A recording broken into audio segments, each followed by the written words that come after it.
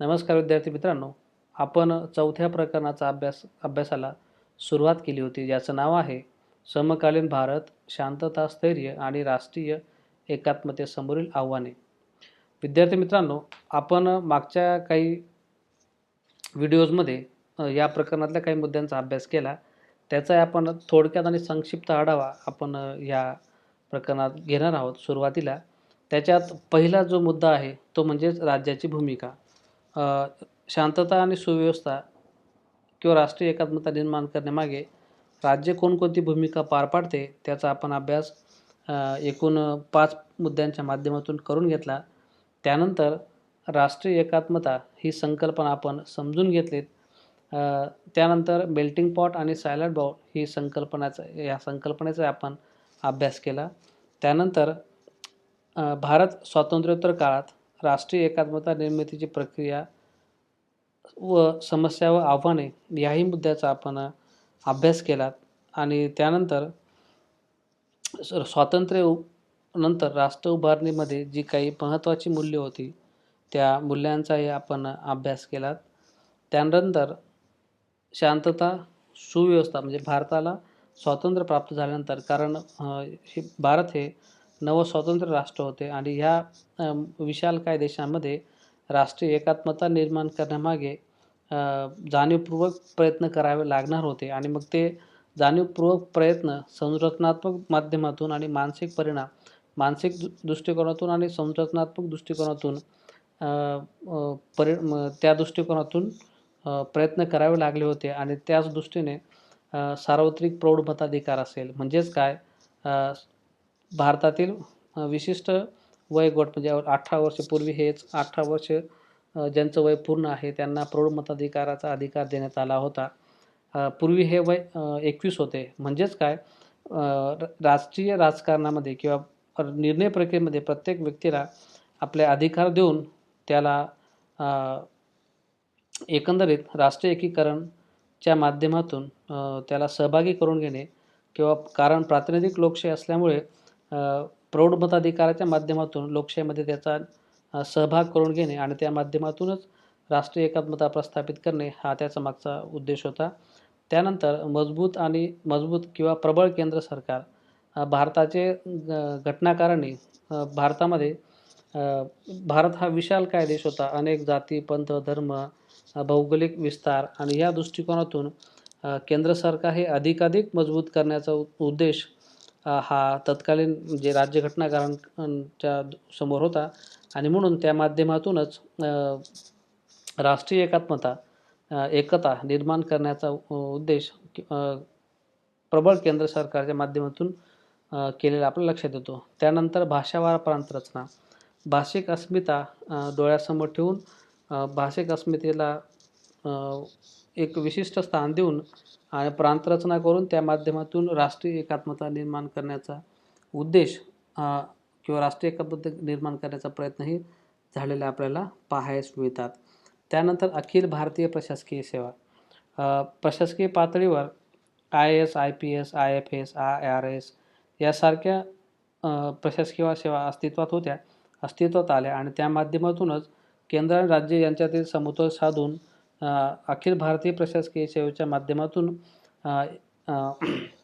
एकात्मता निर्माण करण्याचा प्रयत्न झालेला आपल्याला पाहावयास मिळतात.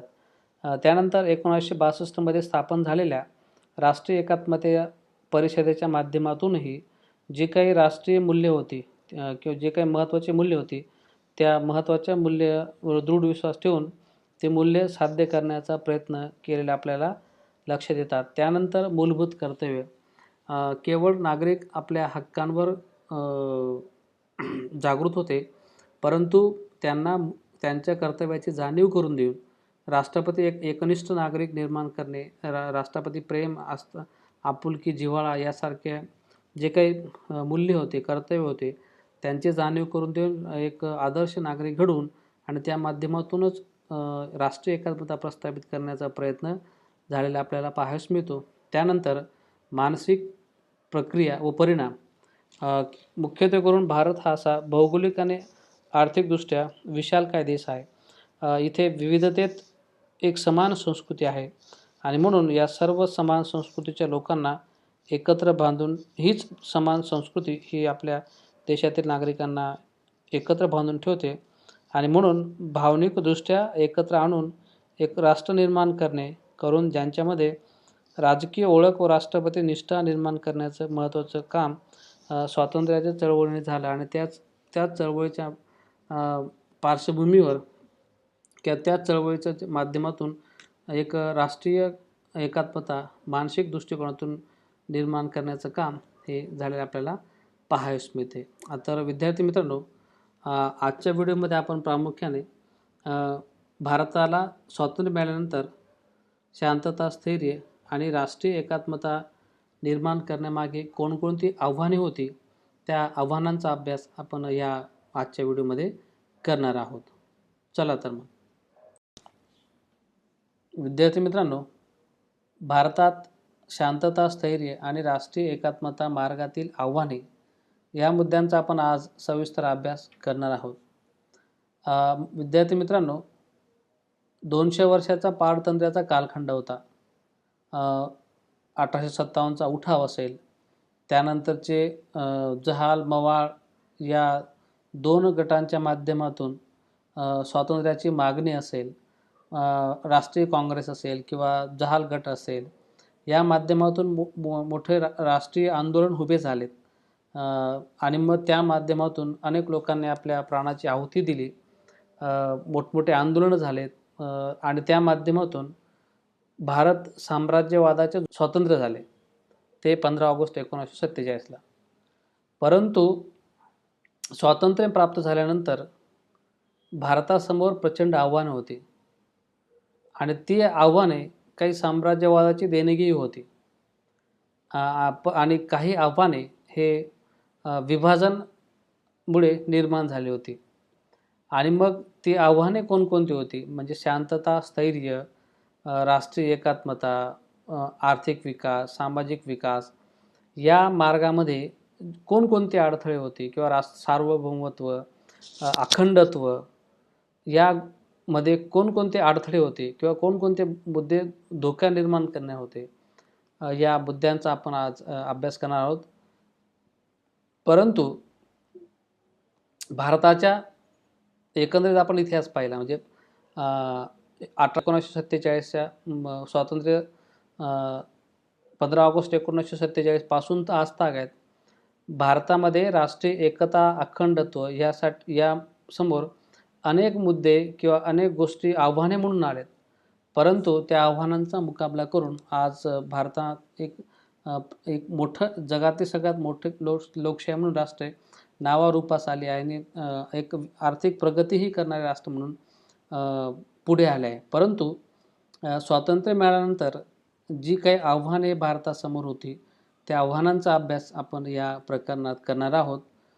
तर आजच्या व्हिडिओमध्ये आहोत, त्याच्यात पहिलं आव्हान म्हणजे संस्थानांचे विलिनीकरण.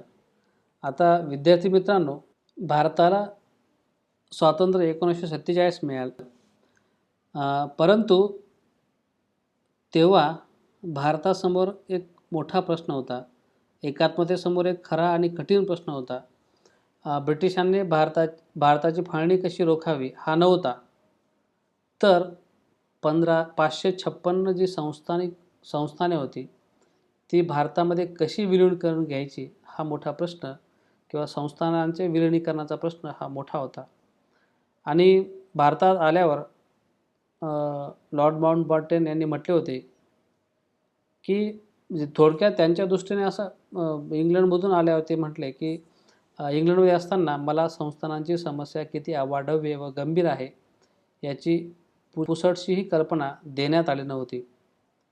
आणि म्हणून ह्या 565 संस्थानांचे विलिनीकरणाचा प्रश्न हा मोठा होता. कारण भारतामध्ये संस्थानिकांना एक अधिकार दिला होता की तुम्ही भारतामध्येही राहू शकतात, तुम्ही पाकिस्तानमध्येही जाऊ शकतात, किंवा तुम्ही तुमचं स्वतंत्र अस्तित्वही ठेवू शकतात. आणि ब्रिटिश निघून गेल्यावर सर्व संस्थानांना ब्रिटिशपूर्व काळाप्रमाणेच कायदेशीर स्वतंत्र दर्जा प्राप्त होणार होता. आणि पुढे आपण स्वतंत्र राज्य म्हणून राज्य करावे असे त्यांना वाटत होते व ते स्वाभाविक होते.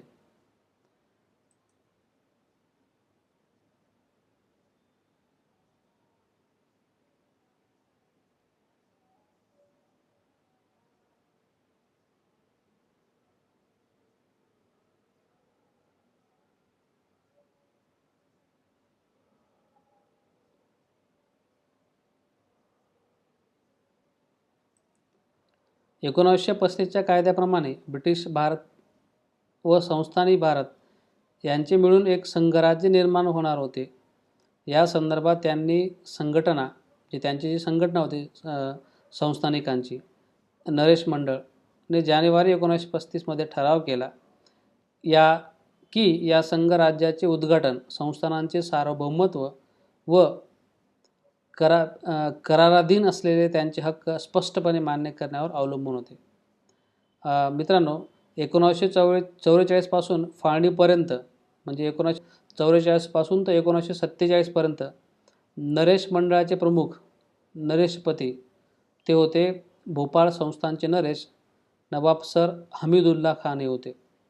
ते अतिशय बुद्धिमान आणि मुत्सद्दी होते व महत्त्वाकांक्षी तर होतेच, परंतु पाताळयंत्री राजकारणी होते. त्यांनी संस्थानी भारताची तिसरी शक्ती उभी करण्याचा प्रयत्न केला होता. संस्थाने भारताचे स्वतंत्र सार्वभौम संघराज्य उभारण्याच्या कामाला ते लागले होते आणि या योजनेला मोहम्मद अली जिन्नांनी सुद्धा पाठिंबा दिला होता. तसेच अनेक हिंदू संस्थानिकही त्यात सामील झाले होते. आणि मित्रांनो, एप्रिल 1946मध्ये कॅबिनेट मिशनकडे नरेश मंडळाने सार्वभौम संस्थानी भारताची मागणी केली होती, परंतु या मिशनचे म्हणणे पडले की ही सारी संस्थाने विखुरली असल्यामुळे त्यांचे एक संघराज्य बनवणे भौगोलिकदृष्ट्या शक्य नव्हते. कारण संस्थाने हे जे छोटे छोटे संस्थाने होते आणि ते विखुरलेले होते आणि म्हणून त्यांचं एक संघराज्य बनणे भौगोलिक दृष्टीने कठीण होते. आणि 16 मे 1946 या ऐतिहासिक योजनेमध्ये संस्थानाबाबत तरतूद केली होती की ब्रिटिश भारतात नवे सरकार स्थापन झाल्यावर ब्रिटिशांचे संस्थानांवरील अधिकार संपुष्टात येतील. विद्यार्थी मित्रांनो, आणि मग खऱ्या अर्थाने भारताच्या एकात्मतेसमोर हा एक मोठं आव्हान होतं.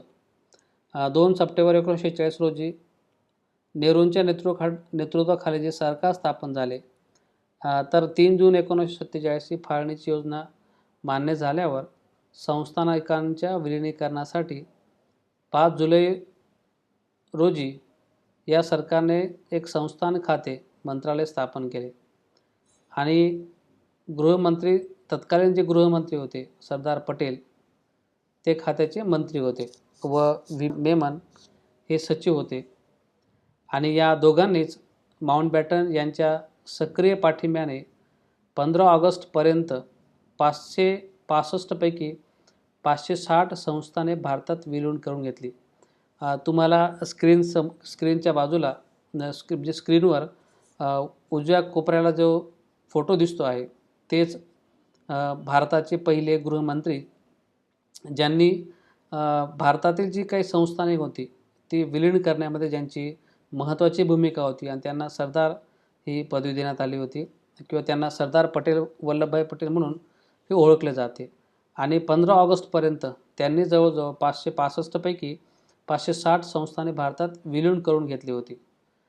40 दिवसात हे महान राष्ट्रीय कार्य सिद्धीत जाणे हा भारताच्या सांस्कृतिक दृष्टीने एक महत्त्वाचा विजय होता असं आपण म्हणू शकतो. व उर्वरित जी संस्थाने होती त्यात जुनागड असेल, हैदराबाद असेल, जम्मू काश्मीर, या काही मोठी जी संस्थानिक होती त्या संस्थानांपैकी हैदराबाद संस्थान असेल, जुनागड, जे काही संस्थानांच्या माध्यमातून, म्हणजे लष्करी कारवाईच्या माध्यमातूनही ती संस्थाने भारतात विलीन करून घेतली. आणि भारताच्या राष्ट्रीय एकात्मतेला असणारे सर्वात मोठे आव्हान हे कमी झाल्याचे किंवा ते आव्हान शमल्याचे किंवा आव्हान कमी झाल्याचे आपल्याला पाहावयास मिळते. परंतु जम्मू काश्मीर राज्याचा जो प्रश्न आहे तो मोठा गहन आहे किंवा मोठा होता आणि आज तागायत त्या माध्यमातून आपण अनेक म्हणजे राष्ट्रीय एकात्मतेच्या संदर्भात अनेक गोष्टी पुढे येताना आपल्याला पाहावयास मिळतात. आणि म्हणून राष्ट्रीय एकात्मता निर्माण करण्यामागे भारताला स्वातंत्र्य मिळाल्यानंतर शांतता, सुव्यवस्था आणि एकात्मता टिकवण्यामागे कोणकोणती आव्हाने होती, त्याच्यात पहिलं आव्हान होतं की संस्थानांचे विलिनीकरण. मित्रांनो, संविधानात्मक आव्हाने हे दुसरं आव्हान होतं. भारताला स्वातंत्र्य मिळाल्यानंतर शांतता, स्थैर्य आणि राष्ट्रीय एकात्मता निर्माण करण्यामागे जे कोणते आव्हाने होते, त्याच्यात दुसरे आव्हान जे होतं ते म्हणजे संविधानात्मक आव्हान. स्वातंत्र्योत्तर काळात भारतामध्ये जलद आर्थिक आणि सामाजिक राजकीय क्रांती घडवून आणण्यासाठी भारताने लिखित संविधान निर्माण केले होते. आणि या लिखित संविधानाच्या चौकटीत राहून भारताला सामाजिक, राजकीय, सांस्कृतिक प्रगती साध्य करायची होती. आणि म्हणून त्यासाठी भारतामध्ये शांतता, स्थैर्य निर्माण करण्यासाठी प्रयत्न करणे आवश्यक होते. आणि त्यासाठी प्रादेशिक अस्मिता, भाषिक विविधता यांचा सन्मान करून किंवा यांच्या माध्यमातून किंवा भाषिक अस्मितेला जपून एक कल्याणकारी समाज निर्माण करण्याची गरज होती.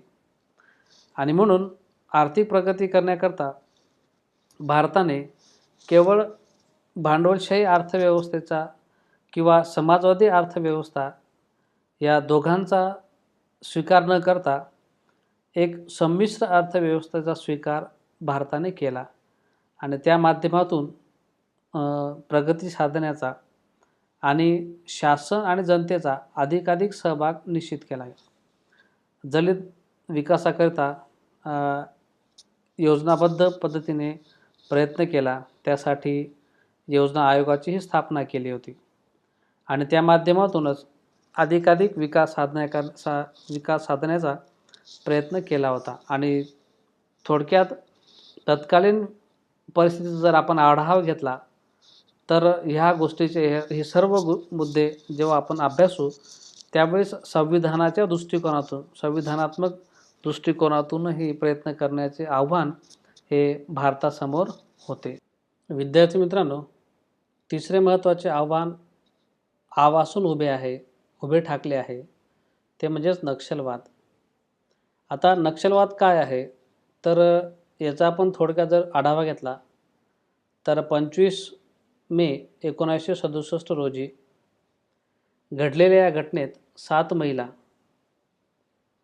व 4 बालकांचा मृत्यू झाल्यानंतर माओवादी कम्युनिस्ट संघटनेने स्थानिक आदिवासींच्या मदतीने पश्चिम बंगालमधील नक्षलबाडी या ठिकाणी एक सशस्त्र उठाव केला आणि तोच उठाव नक्षलवाद म्हणून पुढे आला. मार्क्सवादी कम्युनिस्ट पक्षाचे झालेले विभाजन, माओवाद आणि लेनिनवाद हे भारतातील कडव्या साम्यवादी संघटनांनी चालवलेली माओवाद आणि लेनिनवाद यांच्या माध्यमातून चालवलेली नक्षलवादी सशस्त्र चळवळ आहे. मित्रांनो, आपल्या देशात कायदा आणि सुव्यवस्थेचा प्रश्न केवळ आजचा नाही, तो खूप वर्षापासूनचा आहे. स्वातंत्र्य प्राप्त झाल्यानंतर च्या काळात नेतृत्वाचा ऱ्हास होऊ लागला. आपला देश सर्वसामान्याच्या ठोस नेतृत्वापासून वंचित झाला. आणि मग तुम्हाला म्हणता येईल की शिवाय एकूणच राजकारण, समाजकारण व सत्तेचे केंद्रीकरण झाले. आणि याचा दुष्परिणाम म्हणून आपण संयुक्त महाराष्ट्र चळवळीमध्ये जे 105 हुतात्मे झालेत ते आपल्याला लक्षात येते.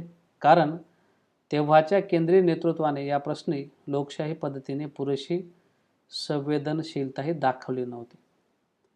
आणि त्यानंतर पंडित नेहरूंच्या वारसा पुढे सुरू राहून इंदिरा गांधी सत्तेत आल्या आणि त्यांच्या काळात देशाने आणीबाणी अनुभवली. असे प्रकार लोकशाहीत अभिप्रेत नसतात, हे पुन्हा एकदा म्हणजे हे लक्षात घ्या. कारण लोकशाही व्यवस्थेमध्ये जी आणीबाणी लागू केली होती इंदिरा गांधींनी जून 1975 मध्ये, तर ती लोकशाहीमध्ये अभिप्रेत नव्हती. आणि याचाच परिपाक म्हणून राजकीय व सामाजिक क्षेत्रामध्ये विविध घटकांमधील समाज गटांमध्ये निराशा वेगवेगळ्या मार्गाने पुढे आली आणि डाव्या विचारसरणीची चळवळी अशा परिस्थितीत फोफावली. मग त्यात उत्तर म्हणून नक्षलवादी चळवळ आहे. आणि मग जेव्हा नक्षलवादाच्या माध्यमातून सशस्त्र हातात घेतली तर ती चळवळ आज मोठ्या प्रमाणावर पुढे आली आहे. आपण एकंदरीत विचार केला तर लोकशाही व्यवस्थेमध्ये सशस्त्र क्रांतीला काही थारा नसतो. नक्षलवाद्यांना निःशस्त्र करणे गरजेचे आहे. मात्र नक्षलवादी व सरकारच्या या संघर्षात सामान्य आदिवासी व्यक्ती हा भरडला जातो आहे. त्यावर उपाय म्हणजे नक्षलवाद्यांपासून आदिवासींना अलग करणे. यासाठी अनेक मार्गाचा अवलंब हा केला गेला पाहिजे. आणि म्हणून नक्षलवाद ही समस्या भारताला स्वातंत्र्य प्राप्त झाल्यानंतर मोठ्या प्रमाणावर भारताच्या अखंडत्वाला एक चॅलेंज किंवा आव्हान आहे असं आपण म्हणू शकतो. आणि म्हणून छत्तीसगड असेल, झारखंड असेल किंवा आंध्र प्रदेशचा काही भाग, तेलंगणाचा काही प्रदेश असेल किंवा महाराष्ट्रातले काही गडचिरोली, यवतमाळ, चंद्रपूर हे जे काही जिल्हे आहेत ते त्या मोठ्या प्रदेशावर आजही किंवा बिहारचा काही भाग असेल तिथे मोठ्या प्रमाणावर नक्षलवाद हा फोफावला आहे. किंवा मागच्या काही महिन्यांमध्ये शहरी नक्षलवादाचे प्रकरणही पुढे येत आहेत आणि भारताच्या एकात्मता, अखंडत्व, राष्ट्रीय एकात्मतेसमोर नक्षलवाद ही आव असून किंवा नक्षलवाद ही समस्या किंवा नक्षलवाद हे आव्हाने उभे आहे असं आपण म्हणू शकतो. मित्रांनो, शांतता, स्थैर्य आणि राष्ट्रीय एकात्मता निर्माण करण्यापुढे जे काही आव्हाने भारतासमोर होती त्यात सर्वात महत्त्वाचं आव्हान किंवा प्रमुख आव्हानांपैकी एक म्हणजे ईशान्य भारतातील समस्या. आता मित्रांनो, ईशान्य भारताचा आपण एकंदरीत विचार केला तर भारताला स्वातंत्र्य मिळाल्यानंतर प्रामुख्याने अरुणाचल प्रदेश, आसाम, मणिपूर, मिझोराम, त्रिपुरा, नागालँड हे जे काही प्रदेश आहेत, जे 7 प्रदेश किंवा त्याला आपण सप्तभगिनी असं म्हणत असतो, या प्रदेशांमध्ये अनेक वंशाचे किंवा अनेक समूहाचे लोक राहत असतात. आणि म्हणून या प्रदेशातील समस्यांचा जर आपण एकंदरीत विचार केला तर ईशान्य भारत हा संधी आणि समस्येचे अनोखे मिश्रण आहे. एकीकडे जर आपण विचार केला तर भारताला स्वातंत्र्य झाल्यानंतर अंतर्गत सुरक्षेचे एक मोठे आव्हान होते, तर दुसरीकडे आग्नेय आशियाच्या रूपाने असलेली एक संधी या दोघांमध्ये ईशान्य भारत होता. आणि अनेक म्हणजे सरकारने भारतामध्ये किंवा ईशान्य भारतातील भारताच्या मूळ प्रवाहामध्ये येण्यासाठी वेगवेगळे प्रयत्न केले आपल्याला पाहायला मिळतो. आता सर्वात महत्त्वाचे हा प्रदेश भारतात असूनही आपल्याला म्हणजे त्याचा इतिहास, भूगोल, संस्कृती याविषयी थोडी जागृती किंवा भूराजकीयदृष्ट्या ईशान्य भारत हा अत्यंत महत्त्वाचा भूभाग आहे. यात सिक्कीम, आसाम, अरुणाचल प्रदेश, मिझोराम, मणिपूर, नागालँड, त्रिपुरा या राज्यांचा समावेश होत असतो. तर यांचा जर आपण विचार केला तर अंतर्गत सुरक्षेच्या दृष्टीने हा कळीचा भाग आहे, महत्त्वाचा भाग आहे. आणि तिथे वेगवेगळ्या जर आपण संघटनांचा जर आपण विचार केला, कारण ईशान्य भारतातील राज्यांविषयी भारतीय जनमानसात गैरसमज आहेत आणि ईशान्य भारतातील लोकांना वाटणारे जे परकेपण आहे ते दूर करणे अत्यंत महत्त्वाचं आहे. आणि केवळ लष्करी सामर्थ्याच्या बळावर ईशान्य भारतातील समस्या नष्ट करता येणार नाही, तर एक भावनिक आपुलकीच्या माध्यमातूनही शासनाच्या स्तरावर आणि जनतेच्या, नागरिकांच्या स्तरावर सुद्धा त्या ईशान्य भारतातील लोकांना वाटणारा परकेपणा हा दूर झाला पाहिजे. आणि भारताच्या एकंदरीत आपण विचार केला तर परराष्ट्राच्या दृष्टिकोनातून हा भाग खूप महत्त्वाचा आहे. कारण उत्तरेकडचा जर आपण विचार केला तर भूतान, नेपाळ, चीन, पश्चिमेकडे जर विचार केला तर बांगलादेश आणि पूर्वेकडे जर आपण विचार केला तर म्यानमार या देशाशी हा भाग जोडला जात असतो. आणि ईशान्य भारत हा दक्षिण आशिया आणि आग्नेय आशिया यांना एक प्रकारे जोडण्याचं काम करत असतो. आणि हा भाग भारताच्या अंतर्गत सुरक्षेच्या दृष्टीने किती महत्त्वाचा आहे यावरून आपल्याला लक्षात येत असतो. आणि आपण एक जर विचार केला तर पूर्वी बंगालमधून आलेल्या काही बंगाली जे स्थलांतरित होते त्यामुळे त्रिपुरा राज्याचा मूळ आदिवासी आहे त्यांना अल्पसंख्याक होण्याची वेळ आली होती. आणि मग त्या काळात तिथे विविध वांशिक दंगली झालेल्या आपल्याला दिसून येतात. आणि यातून मिझोराममध्ये असंतोष पसरला आणि त्याचे थेट रूपांतर फुटीरवादी चळवळीत झालेले आपल्याला दिसतात. मिझो नॅशनल फ्रंट असेल, तिचे नेते लँगडोंग यांनी भारतात फुटून होण्याचं किंवा स्वतंत्र होण्याच्या मागणीसुद्धा वेळोवेळी या प्रदेशातून होताना दिसून येतात. आणि 1950च्या दशकापासून आजतागायत नागा लोकांचे प्रतिनिधित्व करणारे एकच राज्य निर्माण करण्याची मागणी सातत्याने पुढे येते. आणि नागालँडमध्येही फुटीरतावादीची लागण झाली आहे. आणि यामध्ये मोठ्या प्रमाणावर हिंसाचार होऊन अनेक निष्पाप नागरिकांचे बळीसुद्धा गेले आपल्याला लक्षात येतात. आसाममध्येही बोडो जमातीच्या लोकांची अशीच वेगळ्या राज्याची मागणी होते. त्रिपुरातील आदिवासींची वेगळे विकास परिषद निर्माण होते. मिझोराम आसामपासून वेगळे काढून आधी केंद्रशासित प्रदेश होता, नंतर त्याला राज्याचा दर्जा दिला आहे. आणि म्हणून भारतामध्ये सामील होण्याच्या दृष्टिकोनातून किंवा भारतात एकसंघ होण्याच्या दृष्टिकोनातून ईशान्य भारतातील समस्या या मुळासकट नष्ट होणे, संपवणे हे मोठे आव्हान हे भारताला स्वातंत्र्य प्राप्त झाल्यापासून आजतागायत आहे. आणि भारताच्या एकता, अखंडता व राष्ट्रीय एकात्मता निर्माण करण्याचं मोठे आव्हान या ईशान्य भारतातील समस्येमध्ये आहे असं आपण म्हणू शकतो. विद्यार्थी मित्रांनो, आज आपण इथे थांबूयात. उर्वरित जे काही मुद्दे आहेत ते म्हणजेच दंगली, हिंसाचार किंवा सामाजिक दंगली असेल, हिंसाचार असेल किंवा जम्मू काश्मीरचा प्रश्न असेल, जातीवाद असेल, या मुद्द्यांचा आपण अभ्यास पुढच्या व्हिडिओमध्ये करूयात. धन्यवाद.